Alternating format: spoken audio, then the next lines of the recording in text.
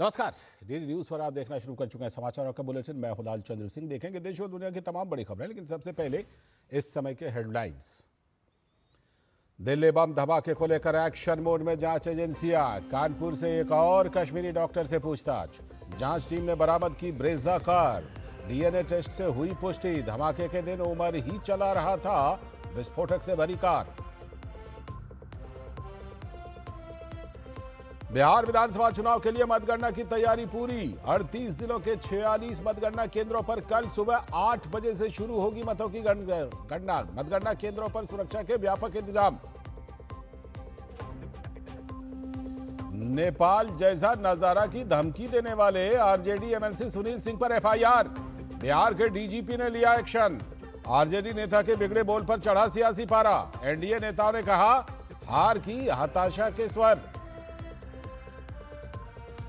राष्ट्रपति द्रौपदी मुर्मू अफ्रीकी देशों अंगोला और बोत्सवाना की सफल यात्रा के बाद लौटी स्वदेश। राष्ट्रपति ने बोत्सवाना में भारतीय समुदाय को किया संबोधित।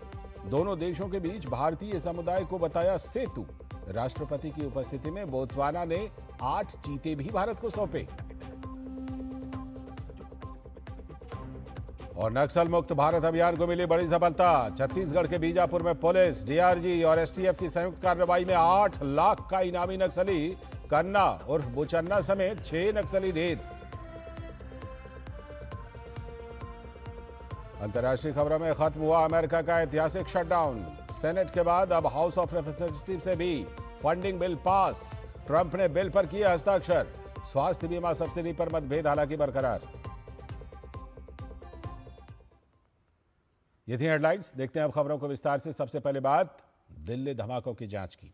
दिल्ली धमाके की घटना के बाद से अभी तक हुई जांच में कुछ चीजें तो साफ हो गई हैं, तो कई कड़ियों को अभी जोड़ना बाकी भी है। जिस i20 कार में धमाका हुआ उसे डॉक्टर उमर ही चला रहा था, इसकी पुष्टि डीएनए से हो गई है। इस बीच आज भी कई जगहों पर धरपकड़ हुई, तो पहले से गिरफ्तार लोगों ने कई राज उगले भी हैं। इस घटना के बाद हरियाणा के अल-फलाह यूनिवर्सिटी जांच का बड़ा केंद्र बनता हुआ नजर आ रहा है और तमाम कड़ियां यहीं से जुड़ती हुई दिखाई पड़ रही हैं। अल-फलाह यूनिवर्सिटी को नोटिस दिया गया है, तो इसको चलाने वाले लोग भी अब जांच एजेंसियों के रडार पर आ गए हैं। दिल्ली धमाके को लेकर सरकार पूरी तरह एक्शन मोड में है और लगातार नए खुलासे हो रहे हैं। पूरे देश में सुरक्षा एजेंसियों की धरपकड़, छापेमारी और छानबीन अभियान जारी है। मामले में पुलिस को लगातार सफलता मिल रही है। जांच में स्पष्ट हो गया है कि धमाके वाली कार में डॉक्टर उमर खुद मौजूद था। डीएनए टेस्ट में इसकी पुष्टि हो गई है। जांच टीम ने गुरुवार को बड़ी सफलता हासिल करते हुए एक और संदिग्ध कार को बरामद किया है। संदिग्ध ब्रेजा कार आरोपी डॉक्टर शाहीन के नाम पर रजिस्टर्ड है। छानबीन में सामने आया है कि ये ब्रेजा कार धमाके के दिन आसपास के इलाकों में देखी गई थी। डॉक्टर शाहीन का भाई परवेज अंसारी भी जांच एजेंसियों की हिरासत में है और पूछताछ जारी है। इससे पहले मंगलवार को परवेज अंसारी की कार को भी पुलिस ने अपने कब्जे में ले लिया था। एटीएस के सूत्रों के मुताबिक फरीदाबाद से डॉक्टर आदिल के पकड़े जाने के बाद परवेज को खुद के जल्द ही पकड़े जाने की भनक लग गई थी, इसलिए उसने लखनऊ के इंटीग्रल मेडिकल कॉलेज से इस्तीफा दे दिया था। मामले में संदिग्ध इको स्पोर्ट्स गाड़ी को भी पुलिस ने जांच के लिए अपने कब्जे में ले लिया है। घटना के बाद यूपी एटीएस भी पूरी तरह एक्शन मोड में है और लखनऊ, हापुड़ के बाद कानपुर से भी अहम गिरफ्तारी हुई है। कानपुर के हृदय रोग संस्थान में कार्यरत कार्डियोलॉजिस्ट डॉक्टर मोहम्मद आरिफ को एटीएस ने हिरासत में ले लिया है। वो जम्मू कश्मीर के अनंतनाग का रहने वाला है। प्रारंभिक जांच में पता चला है कि आरिफ लंबे समय से शाहीन और उसके भाई परवेज के संपर्क में था और उसके देश विरोधी गतिविधियों में शामिल होने की आशंका जताई गई है।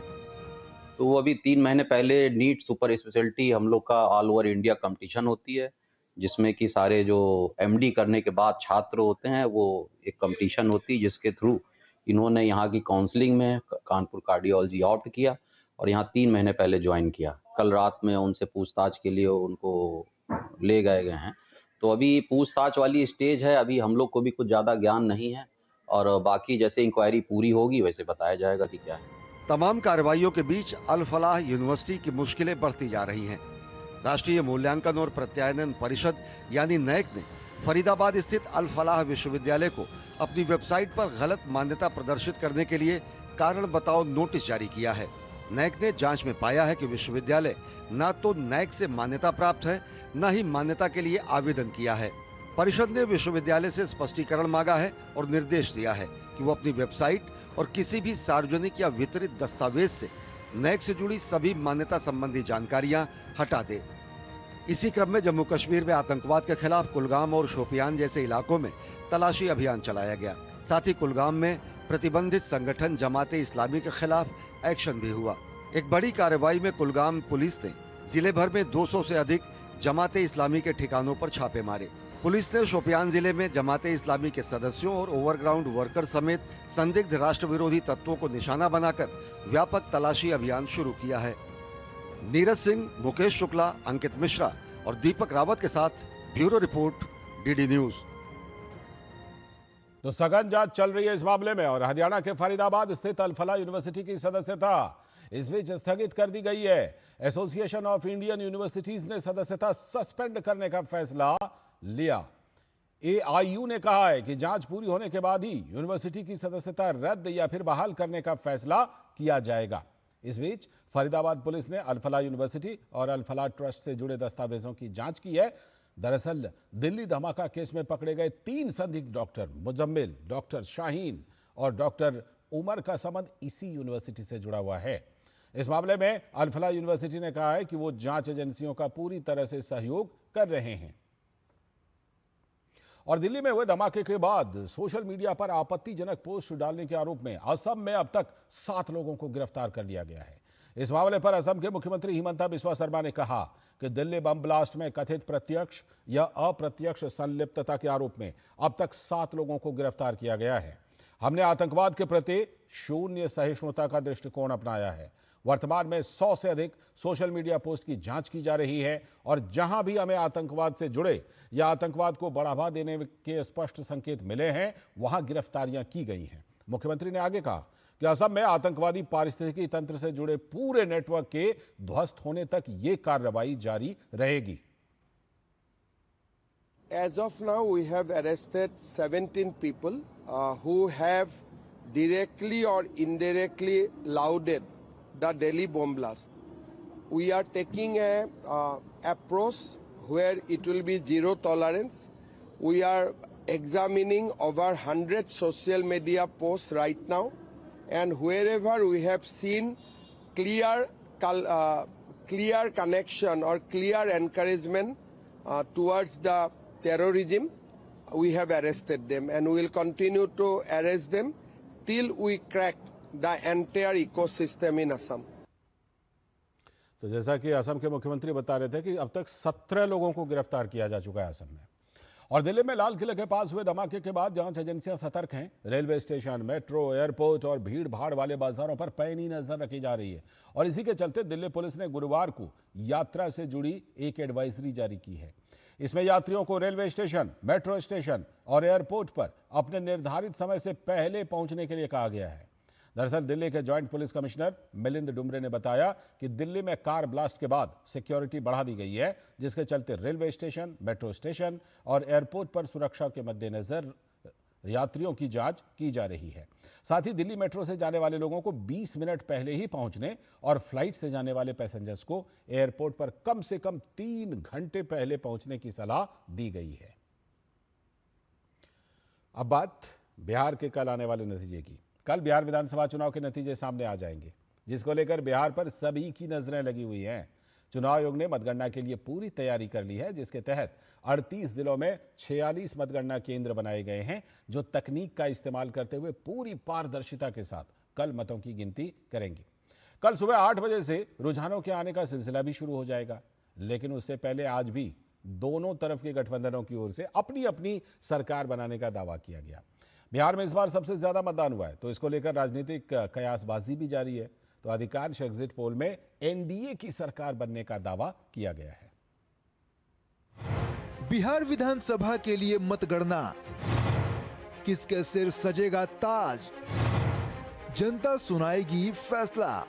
बिहार विधानसभा चुनाव के लिए वोटों की गिनती शुक्रवार सुबह 8 बजे शुरू होगी। बिहार के 38 जिलों के 46 मतगणना केंद्रों पर वोटों की गिनती की जाएगी। 243 निर्वाचन क्षेत्रों के लिए मतदान 2 चरणों में हुआ था। इलेक्ट्रॉनिक वोटिंग मशीन को स्ट्रांग रूम में कड़ी सुरक्षा के बीच रखा गया है। बिहार के मुख्य चुनाव अधिकारी के मुताबिक मतदान में इस्तेमाल किए गए ईवीएम और वीवीपैट को 3 परत सुरक्षा प्रणाली के तहत स्ट्रांग रूम के अंदर सील कर दिया गया है। इसके अलावा सभी मतगणना केंद्रों पर सुरक्षा के व्यापक इंतजाम किए गए हैं। उचित सुरक्षा सुनिश्चित करने के लिए केंद्रीय सशस्त्र पुलिस बल और राज्य पुलिस को तैनात किया गया है। इसके अलावा सीसीटीवी निगरानी और अन्य सुरक्षा प्रावधान भी किए गए हैं। विधानसभा क्षेत्रों में चुनाव के लिए तैनात पर्यवेक्षक भी मतगणना प्रक्रिया की निगरानी के लिए मतगणना केंद्रों पर मौजूद रहेंगे। परिणामों से पहले सभी दलों के नेताओं ने अपनी अपनी जीत के दावे किए हैं। जिस तरह का माहौल है, एनडीए भारी बहुमत से सरकार बनाएगी और इस तरह की भाषा का जो उपयोग करते हैं, जनता और मतदाता अपने मताधिकार का प्रयोग करके इनको जवाब देगी। एग्जिट पोल से हमें क्या मतलब है? हमें तो एग्जैक्ट पोल से मतलब है, जो कि कल आने वाला है। क्लियर विक्ट्री है, इसमें कोई डाउट नहीं। पब्लिक ने, जनता ने तेजस्वी जी को खुल के वोट दिया। जो 2010 के चुनाव में हम लोगों ने 243 सीट में 206 सीट हासिल की थी, और इस बार तो और भी बेहतर प्रदर्शन होने जा रहा है। भरोसा के साथ एनडीए के पक्ष में सब जगह मतदान हुआ है। बिहार में जनादेश से पहले पोस्टर वार चर्चा में है। आरजेडी और जेडीयू दफ्तर के बाहर लगे पोस्टर चर्चा का विषय बने हुए हैं। कल बिहार में मतगणना होनी है और उसके ठीक पहले पोस्टर वार काफी चर्चा में है। आरजेडी के बिहार में पटना मुख्यालय में उसके ठीक सामने ये देखिए आरजेडी समर्थकों के द्वारा ये पोस्टर लगाया गया है, अलविदा चाचा, जिसमें नीतीश कुमार पर निशाना साधा गया। यानी आरजेडी के समर्थकों का दावा है कि आरजेडी सरकार आ रही। बावजूद इसके कि हम जानते हैं कि तमाम एग्जिट पोल ये कह रहे हैं कि एनडीए सरकार की शानदार वापसी होने जा रही है। यानी एनडीए फिर एक बार बिहार की सत्ता में काबिज होने जा रहा है। बिहार में इस बार दोनों चरणों को मिलाकर कुल 66.91% मतदान हुआ है, जो ऐतिहासिक माना जा रहा है। एग्जिट पोल के आंकड़े राज्य में एनडीए सरकार के फिर से सत्ता में आने की भविष्यवाणी कर रहे हैं। हालांकि जनता सत्ता की चाबी किसको सौंपती है, ये तो शुक्रवार को मतगणना के बाद ही पता चल सकेगा। ब्यूरो रिपोर्ट, जीजी न्यूज। तो दावे तक तो अपने अपने दावे तक ठीक है, लेकिन मतगणना से ठीक पहले आरजेडी के नेता सुनील कुमार सिंह ने चुनाव आयोग और प्रशासन को सीधे सीधे खुली धमकी देने तक की बात कर दी। तो इसके बाद सियासी माहौल गर्मा गया है। सुनील कुमार सिंह के लालू परिवार के साथ करीबी संबंध हैं। वो राबड़ी देवी के मुंह बोले भाई हैं और आरजेडी अध्यक्ष लालू यादव और तेजस्वी यादव के साथ भी उनके अच्छे संबंध हैं। आरजेडी नेता सुनील सिंह ने कहा है कि अगर मतगणना में किसी तरह की गड़बड़ी या धांधली हुई तो बिहार की सड़कों पर नेपाल जैसा नजारा देखने को मिलेगा। तो इस विवादित बयान पर चुनाव आयोग के निर्देश पर एमएलसी आरजेडी सुनील सिंह के खिलाफ एफआईआर दर्ज कर ली गई है। वहीं सुनील सिंह के बिगड़े बयान के बाद मतगणना से पहले सूबे का सियासी पारा भी बढ़ गया है। एनडीए नेता इसे हताशा के स्वर के तौर पर देख रहे हैं। इस तरह का अफसरों को डराने का, नेपाल जैसे हालात, इस तरह की भाषा और इस तरह का उदंडता और भाषा का प्रयोग ये आरजेडी के लोग ही करते हैं। इसीलिए जनता इनको बार बार रिजेक्ट करती है और इस बार भी जनता इनको 200% रिजेक्ट करेगी। सबसे पहले तो ये राजद वाले धमकी किसको देना चाह रहे हैं समझ में नहीं आ रहा है। जिस सुशासन की राजनीति एनडीए सरकार बिहार में करती आई है, उसमें अब संभव नहीं है कि ये इस तरह की धमकी सोशल मीडिया के माध्यम से या फिर पब्लिक प्लेटफॉर्म में आके किसी को भी वो दे सकते हैं। बिहार में कोई भी जो शांति और जो समृद्धि बिहार में आई है, अब किसी भी हाल में किसी की कोई भी धमकी या बयान से या शांति या ये जो समृद्धि है उसको खत्म नहीं किया जा सकता। देखिए किस तरह की बातें कर रहे हैं। यही तो कारण है, इसी मानसिकता के कारण कि हम ये बना देंगे। इसी को जंगल राज कहते हैं, इसी को रंगदारी कहते हैं, इसी को दादागिरी कहते हैं। और राजद जो कि रंगदारी, जंगल राज और दादागिरी का पर्याय है, उसको लोगों ने नकार दिया है और की सोच के खिलाफ बिहार के लोगों ने वोट किया है।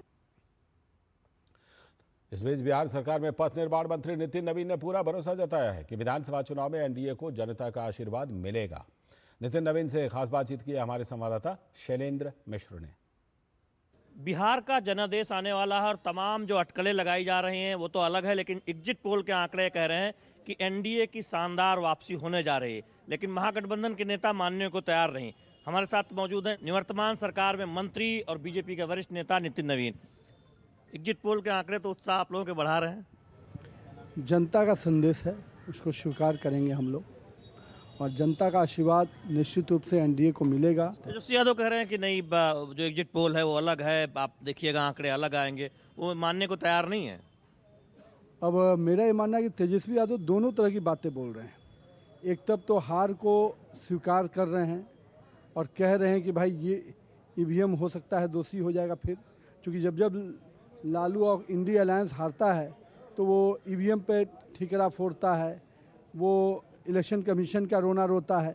लेकिन ये तो ज़रूर उनको ध्यान रखना चाहिए, जिन राज्यों में वो जीतते हैं यही ईवीएम रहता है और यही इलेक्शन कमीशन होता है। झारखंड चुनाव में भी यही ईवीएम था, तो कहीं ना कहीं हार का अंदाज़ा उनको लग गया है।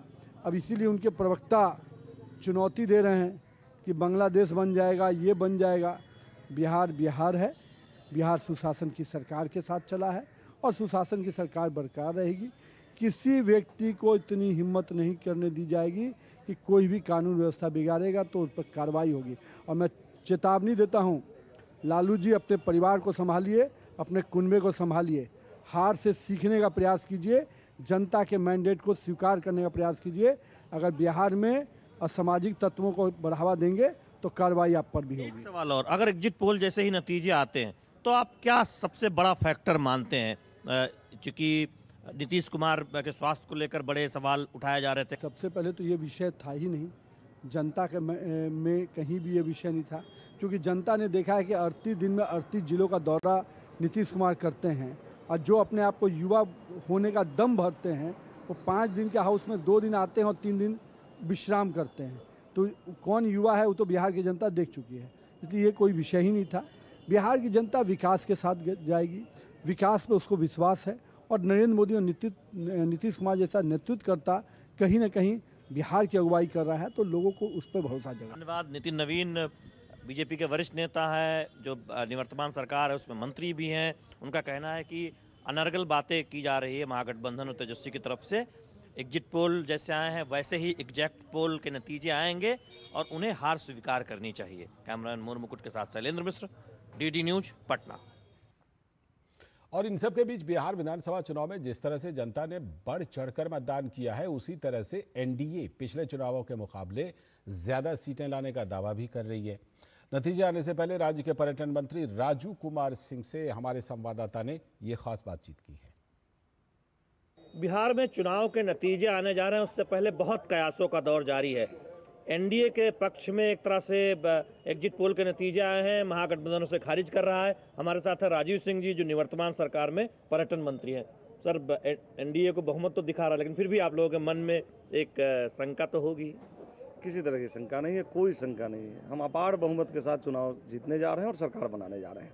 एक चर्चा में जब चुनाव प्रचार हो रहा था, बिहार में आस्था के बहुत केंद्र हैं और उनको विकास करने की बात हो रही थी कि पर्यटन के लिहाज से आस्था के जो केंद्र हैं उनका विकास किया, जैसा सीतामढ़ी में ऐलान किया गया, तो वो एक बड़ा मुद्दा बनता हुआ दिखाई दिया, खासतौर पर एनडीए की तरफ से। तो क्या अगर जीते आप तो क्या प्राथमिकता रहे? देखिए, एनडीए पार्टी जो है किसी भी धर्म के आस्था के ऊपर कुठाराघात नहीं करती है, हर धर्म को उचित सम्मान देती है। और इसका कारण हुआ है कि इस बार किसी भी जाति धर्म संप्रदाय के लोग जो हैं मिलजुल करके एनडीए का साथ लोगों ने दिया है और एनडीए अपार बहुमत के साथ चुनाव जीतने जा रही है। पर्यटन में क्या संभावनाएं देखते हैं, जो कि आप मंत्री हैं निवर्तमान सरकार? आपने खुद 5 महीनों में नहीं देखा है, इस बार पहली बार ऐसा हुआ है कि एक छोटे से विभाग के नाम पर भी बिहार की जनता ने मुहर लगाने का काम किया है और पर्यटन के क्षेत्रों में हुए अभूतपूर्व कार्यों को लोगों ने सराहा है। पोस्टर वार बहुत हो रहा है, आरजेडी के बाहर लिख गया है अलविदा चाचा, जेडीयू में कह रहे हैं 25 से 30, फिर से नीतीश, टाइगर अभी जिंदा है, इस तरह के पोस्टर वार हो रहा है। आपने 220 का पोस्टर वार नहीं देखा था क्या? 220 के पोस्टर वार में भी इसी तरह से था। लेकिन ये खुशी की बात है कि पहली बार ऐसा देखा गया है कि बिहार की जनता ने नीतीश कुमार और नरेंद्र मोदी पर विश्वास जताया है, जबकि नीतीश कुमार जी 20 साल से यहाँ के मुख्यमंत्री हैं। 25वें साल में भी बिहार की जनता ने उनको एक्सेप्ट किया है। इसके लिए हम लोग बिहार के तमाम जनता को धन्यवाद देना चाहते हैं। अंतिम नतीजा आना है भी, देखिए वो आपका एग्जैक्ट पोल होता है, हम लोग का एग्जैक्ट पोल है। हम जान रहे हैं कि 150 से ज़्यादा हम लोग सीट जीत रहे हैं। बहुत बहुत धन्यवाद। पर्यटन मंत्री है निवर्तमान सरकार में राजीव सिंह का कहना है कि पूरा भरोसा है, चूँकि उन लोगों का एग्जैक्ट पोल है, अपना आंतरिक आकलन है कि 150 सीट कम से कम एनडीए के आने जा रहे। कैमरामैन मोर मुकुट शर्मा के साथ शैलेंद्र मिश्र, डीडी न्यूज, पटना। तो बिहार विधानसभा चुनाव 2 चरणों में पूरे हो चुके हैं और अब बिहार चुनाव के नतीजों का बेसब्री से सभी को इंतजार है। तो एनडीए की सरकार फिर से बिहार में सरकार बनाने को लेकर एनडीए आश्वस्त है। इस संबंध में डीडी न्यूज से संवाददाता शैलेंद्र मिश्र ने बिहार भाजपा के अध्यक्ष दिलीप जायसवाल से भी ये खास बातचीत की है। दिलीप जायसवाल हमारे साथ हैं, बीजेपी अध्यक्ष हैं बिहार के। सर, अब जनादेश आने वाला है, एग्जिट पोल तो आ गए हैं, आप लोगों को क्या उम्मीद है? फिर एक बार एनडीए की सरकार भारी बहुमत से बन रही है। जनता और मतदाता ने मन बना लिया था पहले ही, और सभी को समझना चाहिए कि पूरे बिहार का माहौल करीब 2-3 महीने से पहले ही स्पष्ट हो चुका था कि जनता तैयार है, फिर से एनडीए सरकार है। क्या आपको फैक्टर लगता है कि एनडीए की सरकार की वापसी होगी, कि वो क्या 2 बड़े फैक्टर आप मानते हैं? पहला फैक्टर तो ये है कि जो आदरणीय प्रधानमंत्री श्री नरेंद्र मोदी जी ने बिहार को स्पेशल पैकेज दिया, लगातार 1.5-2 वर्षों से बिहार के तरक्की के लिए अपना खजाना केंद्र ने खोल दिया था, और जिस विश्वास के साथ नीतीश कुमार जी ने बिहार का विकास किया है, तो लोगों के दिल में गया कि नहीं, ये सरकार ही विकसित बिहार का सपना पूरा कर सकता है। और जिस तरह से महिलाओं का सशक्तिकरण, स्वावलंबन, स्वरोजगार, तो ये भी बहुत बड़ा मायने रखता है कि देश की बिहार की आधी आबादी, और इस सरकार ने उसको सशक्तिकरण करने का काम किया। तेजस्वी यादव तो कह रहे हैं कि वो 18 को शपथ लेंगे, एग्जिट पोल आने दीजिए। मतदाताओं का अपमान है, और किसी भी दल को ये अधिकार किसने दे दिया कि बिना काउंटिंग हुए वो डेट फिक्स कर ले? तो ये मतदाता का अपमान। कैमरामैन मोर मुकुट के साथ शैलेंद्र मिश्र, डीडी न्यूज, पटना। बात उपचुनावों की भी। राजस्थान में अंता विधानसभा उपचुनाव की मतगणना भी शुक्रवार सुबह 8 बजे से राजकीय स्नातकोत्तर महाविद्यालय में कड़ी सुरक्षा के बीच शुरू हो जाएगी। मुख्य निर्वाचन अधिकारी नवीन महाजन ने बताया कि 14 टेबलों पर 20 राउंड में ईवीएम से मतगणना की जाएगी, जिसमें कुल 271 मशीनों का उपयोग हुआ है। डाक मतपत्रों की गिनती भी साथ में ही की जाएगी। पुलिस अधीक्षक अभिषेक अंदासू ने बताया कि मतगणना स्थल पर 3 स्तरीय सुरक्षा व्यवस्था रहेगी और केवल पासधारी व्यक्तियों को ही प्रवेश मिलेगा। अब बात कुछ और बड़ी खबरों की। राष्ट्रपति द्रौपदी मुर्मू अफ्रीकी देशों अंगोला और बोत्सवाना की सफल यात्रा के बाद स्वदेश के लिए रवाना हो गई हैं। राष्ट्रपति मुर्मू गुरुवार देर शाम बोत्सवाना के सिरतसे खामा अंतर्राष्ट्रीय हवाई अड्डे से नई दिल्ली के लिए रवाना हुई। भारत लौटने से पहले एयरपोर्ट पर उन्हें गर्मजोशी से विदाई दी गई। बोत्सवाना के राष्ट्रपति ड्यूमा बोको स्वयं एयरपोर्ट पहुंचे और द्रौपदी मुर्मू को विदा किया।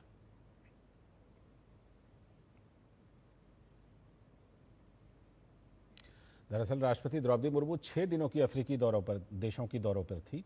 राष्ट्रपति अभी बोत्सवाना से भारत के लिए चल चुके हैं, जहां उन्होंने आज कई कार्यक्रमों में हिस्सा लिया।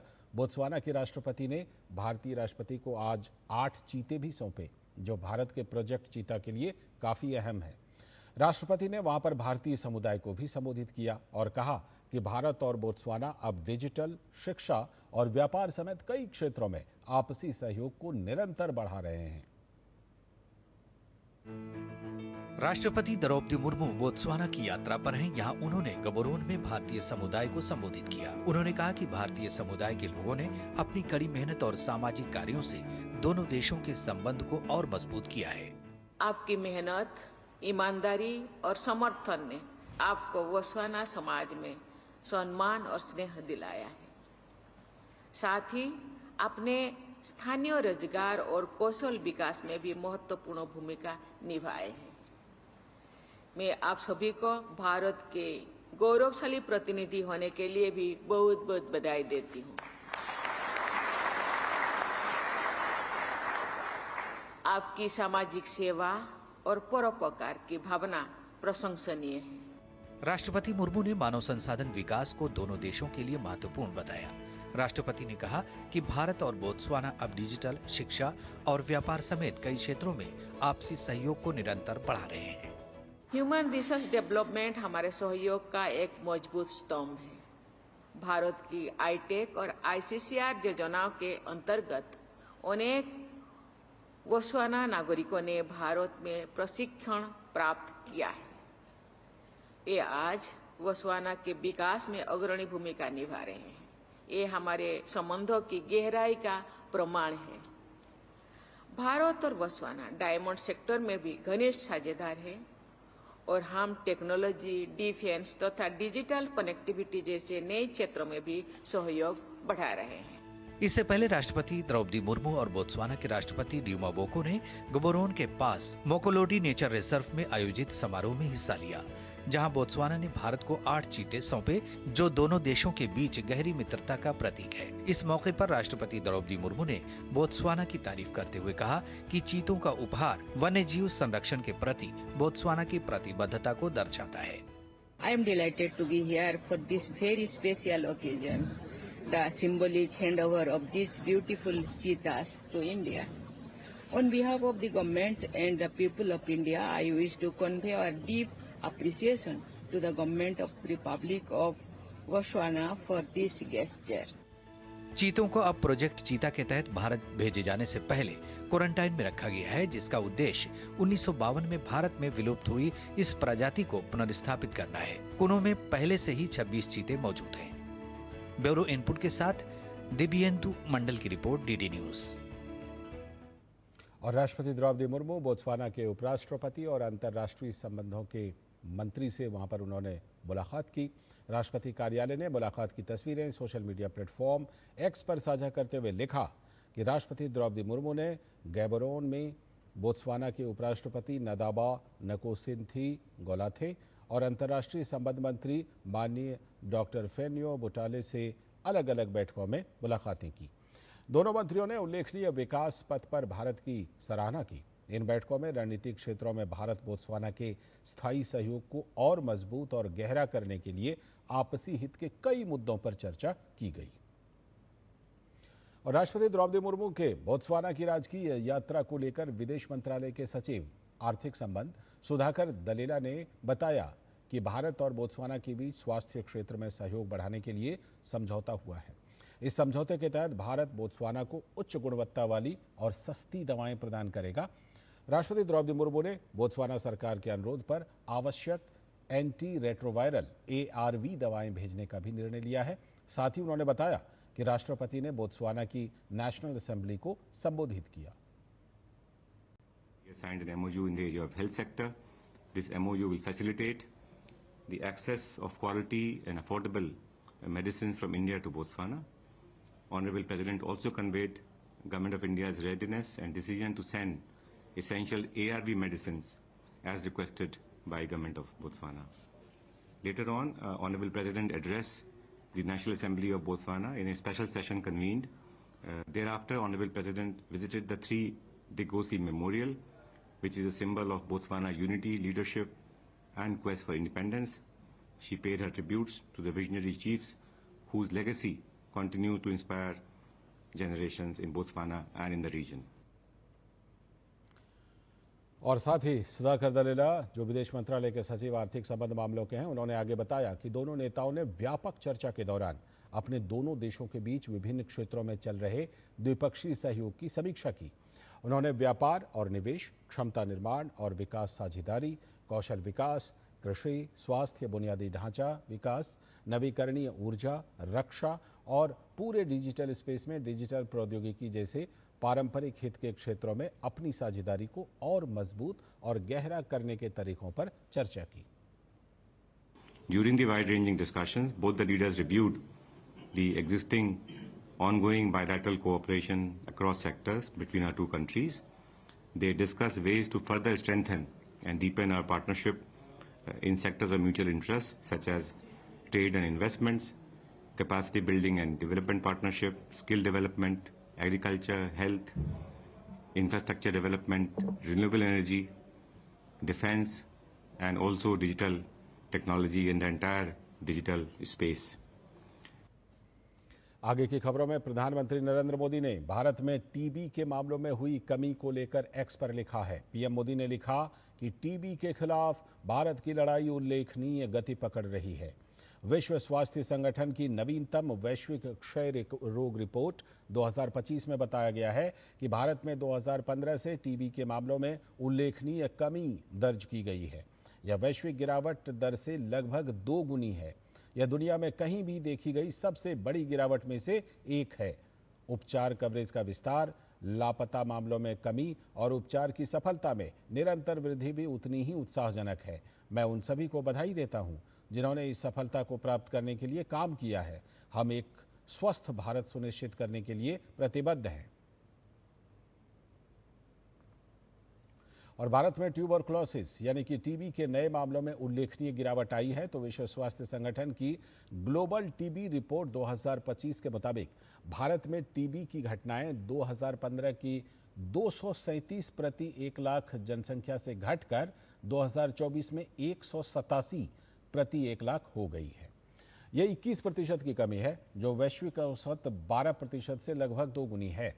इसी अवधि के दौरान भारत में टीबी से मृत्यु दर भी 28% से घटकर 21% रह गई। तो वहीं इन आंकड़ों पर खुशी जताते हुए एसोचैम के महानिदेशक मनीष सिंघल ने कहा कि पहले भारत को टीबी कैपिटल कहा जाता था, लेकिन पीएम के नेतृत्व में हुए प्रयासों की वजह से काफ़ी बदलाव आया है और केंद्र सरकार के प्रयासों से भारत बहुत जल्द ही टीबी मुक्त हो जाएगा। सरकार का पिछले 10 साल में टीबी के ऊपर काफ़ी फोकस रहा है क्योंकि इंडिया एक sort of TB capital of the world माना जाता था। पिछले साल तो प्रधानमंत्री ने टीबी मुक्त भारत का अभियान भी एक शुरू किया है और शायद अगले 5 साल में भारत को टीबी मुक्त बनाने का उनका एक प्रण है। हमारा जो टीबी का रिडक्शन रेट है वो वर्ल्ड के एवरेज से 2 गुना है आज की डेट में। और वहीं मनीष सिंघल ने महंगाई दर में आई 1% के करीब गिरावट पर भी कहा कि केंद्र सरकार ने साल की शुरुआत से ही कई ऐसे कदम उठाए जिससे महंगाई में कमी आई। उन्होंने कहा कि जीएसटी के दरों को कम करना हो या फिर बैंक की ऋण दरों में कटौती हो, सरकार ने आम लोगों को राहत देने की पूरी कोशिश की है। इन्फ्लेशन जो कल अनाउंस हुआ है 0.25% पे, ये एक्चुअली रिड्यूस हुआ है पिछले साल से और इसका रीज़न बहुत क्लियर है। सरकार ने इस साल के शुरू से ही काफ़ी स्टेप्स लिए हैं। सबसे रिसेंटली तो जीएसटी रिडक्शन था जिससे डायरेक्टली कंज्यूमर प्राइसेस पे फ़र्क पड़ता है और आपके हेडलाइन इन्फ्लेशन रेट पे उसका डायरेक्ट इम्पैक्ट है। रिजर्व बैंक ऑफ इंडिया ने इंटरेस्ट रेट्स कम करे हैं तो क्रेडिट फ्लो भी बेटर रहा, चीपर भी रहा। तो आई थिंक इन सब का ये कंबाइंड असर है। आईसीएमआर के महानिदेशक डॉक्टर राजीव बहल ने कहा है कि देश में टीबी के मामलों में उल्लेखनीय कमी आई है। उन्होंने कहा कि सफलतापूर्वक चलाए जा रहे टीबी उन्मूलन कार्यक्रम, तकनीक का उपयोग और समय पर जांच इलाज की व्यवस्था ने टीबी के मामलों में कमी लाने में अहम भूमिका निभाई है। हमारा टीबी का केसेस और मोर्टालिटी दोनों कम हुए हैं और मैं ये श्रेय देना चाहता हूँ सर्वप्रथम हमारे माननीय प्रधानमंत्री जी को, जिन्होंने हमें ये ध्येय दिया है कि हम टीबी को इस देश से उसका उन्मूलन करेंगे और उसको हटाएंगे। और ministry of health and family welfare और हमारे मंत्री जी के नेतृत्व में जिस तरह से हमने प्रोग्राम ने इसको टीबी को डील किया है, जिस तरह से उन्होंने केसेस को ढूंढ के उनका अर्ली ट्रीटमेंट यानी कि समय पर उनका ट्रीटमेंट करने से और ताकि वो और फैले भी नहीं और उससे मृत्यु भी कम हो, ये दोनों चीज़ें हुई हैं। और केंद्रीय स्वास्थ्य राज्य मंत्री अनुप्रिया पटेल ने कहा कि बीते 1 दशक में भारत स्वास्थ्य अनुसंधान के क्षेत्र में एक प्रमुख शक्ति के रूप में उभरा है। आईसीएमआर के स्वास्थ्य अनुसंधान उत्कृष्ट शिखर सम्मेलन के द्वितीय संस्करण को संबोधित करते हुए अनुप्रिया पटेल ने कहा कि मेडटेक मित्र जैसी पहलें और रोटावेक और कोविड के टीकों जैसी नवाचार भारत की वैश्विक स्वास्थ्य अनुसंधान क्षेत्र में बढ़ती प्रतिष्ठा का प्रमाण है। उन्होंने कहा कि बायोमेडिकल रिसर्च को तेजी से बढ़ावा दिया जा रहा है ताकि रिसर्च का लाभ समाज को मिले। आईसीएमआर जिसकी research capacities, biomedical research capacities are वैश्विक स्तर पे मान्यता प्राप्त कर रही हैं। विकसित भारत 2047 के संकल्प को पूरा करने की दिशा में जब हम आगे बढ़ रहे हैं तो हमारे जितने जो भी आईसीएमआर इंस्टीट्यूट्स हैं वो और बेहतरीन काम करें और दुनिया के जो हमारे टॉप 3 इंस्टीट्यूट्स हैं उसमें शामिल हों। बायोमेडिकल रिसर्च को बहुत तेज़ गति से बढ़ावा दिया जा रहा है और हमारी लगातार इस बात पे फोकस है कि कि जो हमारी रिसर्च लैब्स में होती हैं उसे कैसे हम सोसाइटल इम्पैक्ट के लिए उपयोग कर सकें, क्योंकि रिसर्च की वैल्यू केवल नॉलेज गेन करने तक नहीं है, बल्कि रिसर्च सोसाइटी में आकर हमारी कम्युनिटी को लाभ पहुंचाए, ये इसका उद्देश्य होना चाहिए। वित्त मंत्री निर्मला सीतारमण ने 4 जनजातियों के नेताओं से मुलाकात की। उन्होंने नागालैंड के किफायरम में संगतम, सुमी, तिखीर और यिमखियुंग जनजातियों के लोगों से भेंट की। संगतम जनजाति किफायर की सबसे बड़ी जनजातियों में शामिल है, जबकि सुमी जनजाति सियोचुंग और सितिमी इलाकों में पाई जाती है। तिखीर जनजाति की बात करें तो ये जनजाति छोटी है, लेकिन इनकी संस्कृति सदियों पुरानी है। यिमखियुंग जनजाति पोंगरो सर्कल में पाई जाती है। वित्त मंत्री ने जनजातीय गौरव दिवस से पहले इन जनजातियों के नेताओं से मुलाकात की। इस दौरान वित्त मंत्री जनजातियों की तरफ से भेंट की गई पोशाक पहने हुए भी नजर आईं। केंद्रीय वाणिज्य एवं उद्योग मंत्री पीयूष गोयल ने कनाडा के अंतर्राष्ट्रीय व्यापार मंत्री मनिंदर सिद्धू के साथ नए रोडमैप 2025 के अंतर्गत व्यापार एवं निवेश पर 7वें भारत कनाडा मंत्री स्तरीय संवाद की सह अध्यक्षता की। बैठक में द्विपक्षीय व्यापार को मजबूत करने, निवेश बढ़ाने और दोनों देशों के बीच सहयोग को प्रगाढ़ बनाने के उपायों पर चर्चा हुई। इस बैठक का उद्देश्य भारत और कनाडा के बीच व्यापारिक रिश्तों को और बेहतर बनाना था। भारत और नेपाल के बीच रेल व्यापारिक संपर्क को और मजबूती मिलने जा रही है। दोनों देशों के बीच लेटर ऑफ एक्सचेंज पर हस्ताक्षर किए गए हैं। केंद्रीय मंत्री पीयूष गोयल और नेपाल के उद्योग एवं वाणिज्य मंत्री अनिल कुमार सिन्हा के बीच हुई सफल बैठक के बाद यह फैसला लिया गया है। इससे दोनों देशों के बीच व्यापार में बढ़ोतरी होगी। यह समझौता भारत के जोगबनी और नेपाल के विराटनगर के बीच रेलवे माल ढुलाई को सुगम बनाएगा, जिसमें विस्तारित परिभाषा के तहत बल्क कार्गो भी शामिल हैं। केंद्रीय मंत्री पीयूष गोयल ने अपने सोशल मीडिया प्लेटफॉर्म एक्स पर बैठक की तस्वीरें साझा करते हुए लिखा कि यह कदम दोनों देशों के बीच रेल आधारित माल परिवहन को सुगम बनाएगा।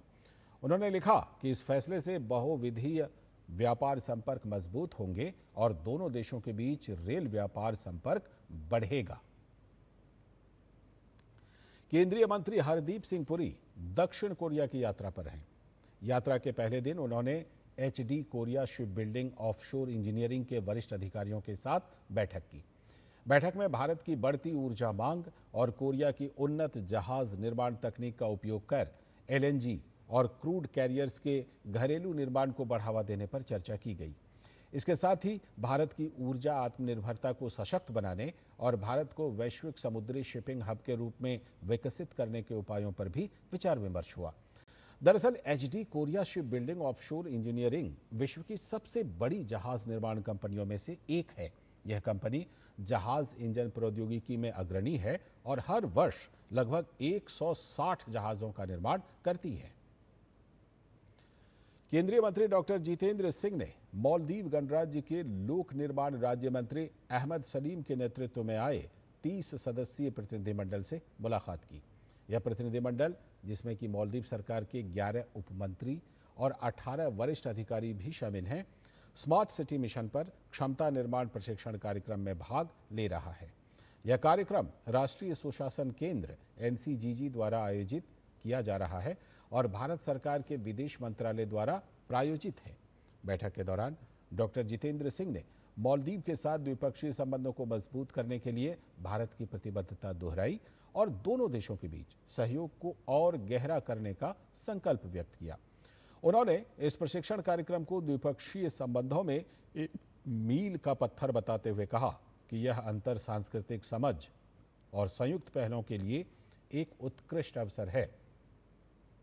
डॉक्टर जितेंद्र सिंह ने विश्वास जताया कि साझा अनुभवों और ज्ञान के आदान प्रदान से दोनों देश सुशासन और विकास के क्षेत्र में पारस्परिक लाभ प्राप्त कर सकेंगे। अगली खबर, भारत निर्वाचन आयोग ने गुरुवार को विशेष गहन पुनरीक्षण यानी SIR से जुड़ी जानकारी दी, जिसमें विशेष गहन पुनरीक्षण SIR चरण 2 के अंतर्गत मतदाता सूची पुनरीक्षण की प्रगति का विस्तृत विवरण प्रस्तुत किया गया। यह पुनरीक्षण चरण 4 नवंबर ये जो दूसरा चरण है ये 4 नवंबर 2025 से 4 दिसंबर 2025 तक चल रहा है। आयोग द्वारा जारी रिपोर्ट के अनुसार अब तक देश भर में कुल 50,95,26,685 मतदाता विशिष्ट नामांकन प्रपत्र मुद्रित किए जा चुके हैं, जो कि निर्धारित लक्ष्य का 99.91% है। इनमें से 42,18,16,210 प्रपत्र वितरित भी किए जा चुके हैं, जो कि कुल लक्ष्य का 82.71% है। और राज्यों के आंकड़ों पर नजर डालें तो गुजरात ने सर्वाधिक प्रगति दर्ज की है, जहां 94.27% प्रपत्र वितरित किए जा चुके हैं। पूरे देश में इस पुनरीक्षण कार्य में 5,33,093 बूथ लेवल ऑफिसर और 10,421 बूथ लेवल एजेंट सक्रिय रूप से भाग ले रहे हैं। निर्वाचन आयोग ने सभी राज्यों और मान्यता प्राप्त राजनीतिक दलों से अपील की है कि वे इस पुनरीक्षण अभियान में पूर्ण सहयोग करें, ताकि प्रत्येक पात्र नागरिक का नाम मतदाता सूची में सुनिश्चित रूप से शामिल किया जा सके। खबर पश्चिम बंगाल से। पश्चिम बंगाल में भारतीय जनता पार्टी को छोड़कर टीएमसी का दामन थामने वाले मुकुल रॉय को बड़ा झटका लगा है। कलकत्ता हाईकोर्ट ने मुकुल रॉय की विधानसभा की सदस्यता रद्द कर दी। दल बदल विरोधी कानून के तहत मुकुल रॉय को अपनी सदस्यता गंवानी पड़ी। दरअसल मुकुल रॉय मई 2021 में भारतीय जनता पार्टी के टिकट पर विधानसभा चुनाव जीते थे। इसके बाद अगस्त में वो तृणमूल कांग्रेस में शामिल हो गए।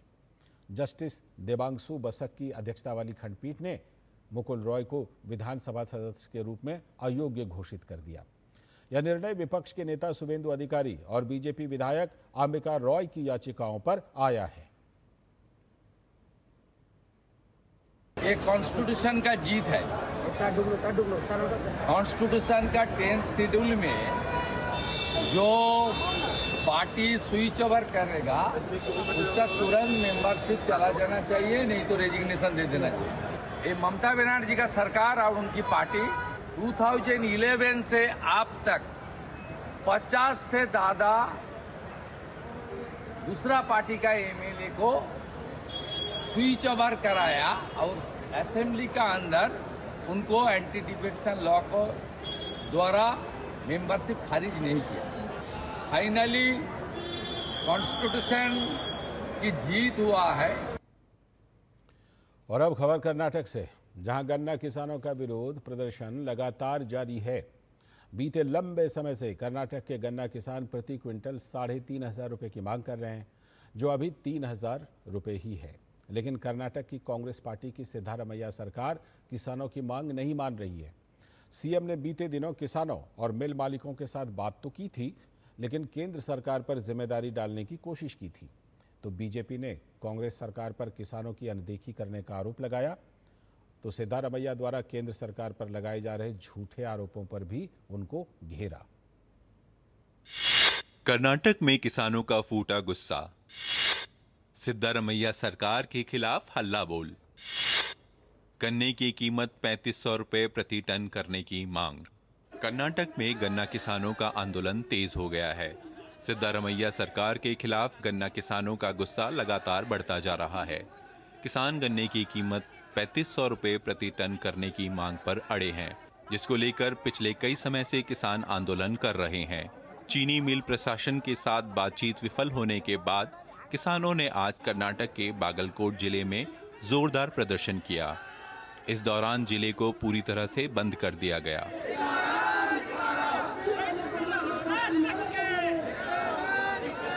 आक्रोशित किसानों ने ट्रैक्टर रैली निकालकर विरोध प्रदर्शन किया।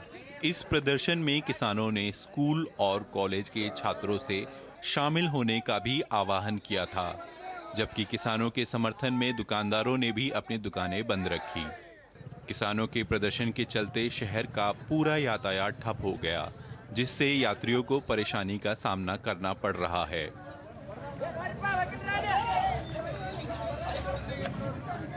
इससे पहले बुधवार को केंद्रीय मंत्री प्रहलाद जोशी ने कर्नाटक के मुख्यमंत्री सिद्धारमैया को पत्र लिखकर राज्य में गन्ना किसानों की स्थिति पर चिंता जताई। साथ ही राज्य सरकार पर कई गंभीर आरोप भी लगाए।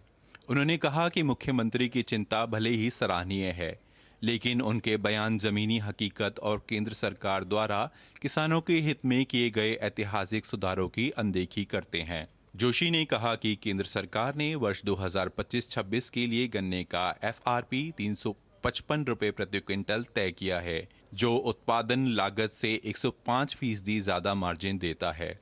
यह मूल्य न्यूनतम मानक है। सिद्धारमैया सरकार चाहे तो इससे ज्यादा राज्य सलाह मूल्य तय कर सकती है, लेकिन कर्नाटक सरकार ने ऐसा नहीं किया, जिसके कारण किसानों में असंतोष है और इसका दोष अनुचित रूप से केंद्र सरकार पर मढ़ा जा रहा है। वहीं किसान साफ कर चुके हैं कि जब तक उनकी मांगें पूरी नहीं होती तब तक उनका आंदोलन जारी रहेगा, जिससे राज्य में तनाव बढ़ गया है। केंद्र सरकार भी कर्नाटक की कांग्रेस सरकार पर हमलावर है। राज्य सरकार पर किसानों का बोझ कम करने के बजाय उत्पादक क्षेत्रों को आर्थिक रूप से कमजोर करने का आरोप लगा रही है। अब देखना होगा कि कर्नाटक सरकार गन्ना किसानों की मांग पर कब और क्या फैसला करती है। Bureau report, DD news. खबर छत्तीसगढ़ से, जहां बीजापुर जिले के नेशनल पार्क क्षेत्र में सुरक्षा बलों को बड़ी सफलता मिली है। पुलिस, DRG और STF की संयुक्त कार्रवाई में 6 माओवादी मारे गए। मारे गए नक्सलियों में 8 लाख रुपए का इनामी कन्ना उर्फ बुचन्ना भी शामिल है। उसके मारे जाने से इस क्षेत्र में फैले माओवादी आतंक के एक लंबे अध्याय का अंत हो गया है। यह सफलता सुरक्षा बलों के आपसी समन्वय, सटीक रणनीति और साहसिक कार्रवाई का परिणाम है। लाल आतंक के समूल नाश की दिशा में यह ऑपरेशन एक निर्णायक पड़ाव माना जा रहा है। राज्य सरकार ने प्रधानमंत्री नरेंद्र मोदी और केंद्रीय गृह मंत्री अमित शाह के नेतृत्व में 31 मार्च 2026 तक नक्सलवाद के पूर्ण उन्मूलन का लक्ष्य तय किया है और इसी संकल्प के तहत यह अभियान आगे बढ़ाया जा रहा है। हमारा सुरक्षा बल सक्षम है और तत्पर भी है क्षेत्र की जनता के जान माल को रक्षा करने के लिए। उस प्रकार का अभियान का परिणाम को माओवादी को भुगतना पड़ जाएगा। इस परिस्थिति में माओवादी के पास अभी मात्र एक ही विकल्प है, हिंसा त्याग करके समाज की मुख्यधारा में शामिल होने के लिए सामने आना चाहिए। इस बात को समझते हुए काफ़ी बड़ी संख्या में हाल फिलहाल में माओवादी कैडर्स, जिसमें सेंट्रल कमेटी मेंबर से लेकर DKSC और अन्य सीनियर फॉर्मेशन कैडर्स भी हिंसा त्याग करके समाज की मुख्यधारा में शामिल हुई। लेकिन शेष अन्य जो माओवादी कैडर अभी भी जंगल में बंदूक के बल पर हिंसात्मक गतिविधि अंजाम देने के लिए कोई कोशिश कर रहा है, उनके पास भी एक ही विकल्प है। खबर राजस्थान से, जहां सीकर में एक व्यक्ति के घर पर 7 वोटर ID कार्ड भेजे जाने के कांग्रेस पार्टी के दावे का जिला कलेक्टर और मजिस्ट्रेट सीकर ने फैक्ट चेक किया। जिला कलेक्टर के हैंडल से सोशल मीडिया प्लेटफॉर्म X पर पोस्ट करते हुए बताया गया है कि शख्स द्वारा मतदाता बनने के लिए 7 बार फॉर्म 6 भर दिया गया था। इसी वजह से उस व्यक्ति के 7 एपिक कार्ड जारी हो गए। जिला कलेक्टर ने कहा कि बूथ स्तरीय अधिकारी द्वारा फॉर्म की जांच के समय लापरवाही रही, जिसके लिए उस पर अनुशासनात्मक कार्यवाही प्रारंभ कर दी गई है। मतदाता से नाम हटवाने के लिए 6 फॉर्म 7 भरवा लिए गए हैं। जिला कलेक्टर ने आगे कहा कि विशेष गहन पुनरीक्षण मतदाता सूचियों में शुद्धिकरण के लिए ही तो है। इसमें इस प्रकार की दोहरी प्रविष्टियां भी हटाई जानी है। उक्त मतदाता द्वारा SIR 2026 के दौरान केवल एक ही गणना प्रपत्र भरा गया है, इसलिए अब बनने वाली मतदाता सूची में उनका नाम केवल एक ही बार आएगा। रक्षा मंत्रालय ने भारत डायनेमिक्स लिमिटेड BDL के साथ 2095.70 करोड़ रुपए की कुल लागत से इन वार एंटी टैंक मिसाइलों की खरीद के लिए अनुबंध पर हस्ताक्षर किए हैं। यह अनुबंध गुरुवार को नई दिल्ली के साउथ ब्लॉक में रक्षा सचिव राजेश कुमार सिंह की उपस्थिति में मंत्रालय और BDL के वरिष्ठ अधिकारियों के बीच संपन्न हुआ। इन वार एंटी टैंक मिसाइलों की खरीद से भारतीय सेना की T-90 टैंकों की मारक क्षमता में उल्लेखनीय बढ़ोतरी होगी। यह अत्याधुनिक लेजर निर्देशित मिसाइल उच्च सटीकता के साथ लक्ष्य को भेदने में सक्षम है। यह अनुबंध न सिर्फ सेना की परिचालन आवश्यकताओं को पूरा करेगा, बल्कि रक्षा क्षेत्र में आत्मनिर्भरता की दिशा में सरकार के प्रयासों को भी सशक्त बनाएगा। खबर खेल के मैदान से, भारत और दक्षिण अफ्रीका के बीच 2 मैचों की टेस्ट सीरीज का पहला मुकाबला शुक्रवार से कोलकाता के ईडन गार्डन्स में खेला जाएगा। टेस्ट क्रिकेट में दोनों टीमें अब तक 44 बार भिड़ी हैं, जिनमें भारत को 16 बार जीत मिली है, जबकि दक्षिण अफ्रीका ने 18 मैच जीते हैं। इस मैच में ऋषभ पंत की भी वापसी हो रही है। कोलकाता का ईडन गार्डन्स तैयार है भारत और दक्षिण अफ्रीका के बीच 2 टेस्ट मैचों की सीरीज के पहले मुकाबले की मेजबानी के लिए। दोनों टीमों के बीच सीरीज का पहला मुकाबला शुक्रवार को खेला जाएगा। अपने घरेलू मैदान पर शुभमन गिल के नेतृत्व वाली टीम इंडिया वैसे तो पूरी तैयारी के साथ उतरेगी, लेकिन वर्तमान विश्व टेस्ट चैंपियनशिप दक्षिण अफ्रीका की टीम भारत के सामने एक चुनौती के रूप में होगी। टेस्ट क्रिकेट में भारत और दक्षिण अफ्रीका के बीच अब तक के प्रदर्शन पर नजर दौड़ाएं तो दोनों टीमें 44 बार आमने सामने हुई हैं, जिसमें टीम इंडिया को 16 मैचों में जीत हासिल हुई है, जबकि 18 मैचों में भारत को हार झेलनी पड़ी है। 10 मैच ड्रॉ रहे। हालांकि भारत की धरती पर दक्षिण अफ्रीका का रिकॉर्ड बेहद खराब रहा है। दक्षिण अफ्रीका के खिलाफ मुकाबले में भारतीय टीम के लिए सबसे बड़ी राहत की खबर है ऋषभ पंत की वापसी। पैर की चोट से उबरने के बाद वे फिर से टीम में शामिल हो गए हैं। इनके अलावा ध्रुव जुरेल के भी खेलने की पूरी संभावना है। जुरेल ने हाल ही में दक्षिण अफ्रीका ए के खिलाफ 2 शतक जमाए थे। उनके खेलने से प्लेइंग 11 मजबूत होगी। विश्व टेस्ट चैंपियन जीतने के बाद टेम्बा बावुमा की कप्तानी वाली दक्षिण अफ्रीकी टीम अब भारत में भी जीत का सिलसिला शुरू करना चाहती है। लंबे समय बाद टीम के पास एक पूरी तरह संतुलित बॉलिंग और मजबूत बैटिंग यूनिट है, जिसका फायदा दक्षिण अफ्रीका की टीम उठाने की कोशिश करेगी। भारतीय टीम ने हाल ही में वेस्टइंडीज को 2-0 से हराया और इंग्लैंड के खिलाफ टेस्ट सीरीज को 2-2 से ड्रॉ कराया था। अब टीम इंडिया की नजर दक्षिण अफ्रीका के खिलाफ पहले टेस्ट को जीतकर सीरीज में बढ़त बनाने पर टिकी होगी। Sports desk, DD news. और इसी के साथ इस बुलेटिन में फिलहाल इतना ही। हमें दीजिए अनुमति। नमस्कार।